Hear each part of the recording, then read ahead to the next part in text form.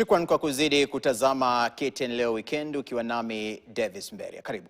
Hofu na wasiwasi vimetanda miongoni mwa wakazi wa Kidhodhua, eneo la Ruiru, kaunti ya Kiambu, kufuatia msururu wa mashambulizi ya kutatanisha yanayofanywa usiku na mtu asiyejulikana anayesemekana kuwavizia watembea miguu, kuwapora na kisha kuwauma kwa ukatili.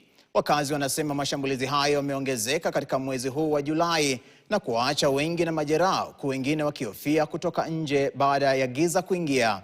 Mwandishi wetu Catherine Imoraget ana taarifa zaidi. Wakazi wa Gitothua wanaishi kwa hofu, huku mshambuliaji asiyejulikana akiendelea kuwashambulia usiku, akidaiwa kuwavizia watembea kwa miguu, kuwapora mali zao na kisha kuwauma kwa ukatili kabla ya kutoweka. Tukio la hivi karibuni lilitokea usiku wa Julai 11 wakati Daniel Ndegwa alipokuwa akielekea katika kituo cha biashara majira ya saa 3 usiku. Saa tulivurugana naye, akaswing na mkono yangu ya left, afu ndiye akaniuma kidole. Iko habari ameuma mtu pahali fulani, ameuma mtoto pahali fulani.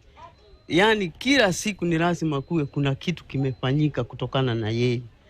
Na hakuna watu wanakaa na usalama, ni uoga kila wakati. Hata biashara akina mama wanafunga mapema.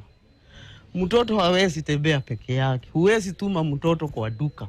Kwa mujibu wa wakazi, tukio hilo si la kwanza, kwani watu kadhaa ni wahanga wa mashambulizi kama hayo katika wiki za hivi karibuni, huku mojawapo ya matukio ya kutishia zaidi likihusisha mkazi aliyedaiwa kung'atwa sehemu ya shavu lake. Brother yangu aliumwa mkono na Gitau akaumwa hapa kwa mdomo, akararuliwa mdomo kiasi ambayo sura yake ilibaki kama imeharibika vibaya sana. Sasa tunaomba serikali itupatie security ya kutosha.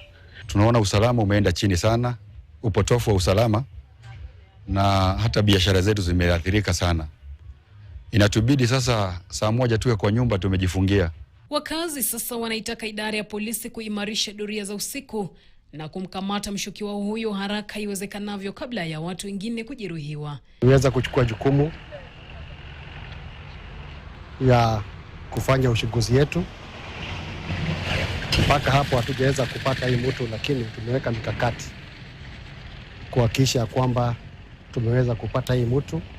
Polisi wamethibitisha kupokea taarifa za mashambulizi hayo na kusema uchunguzi unaendelea kubaini utambulisho wa mshukiwa pamoja na mahali alipo. Catherine Imoraget, KTN, Nairobi.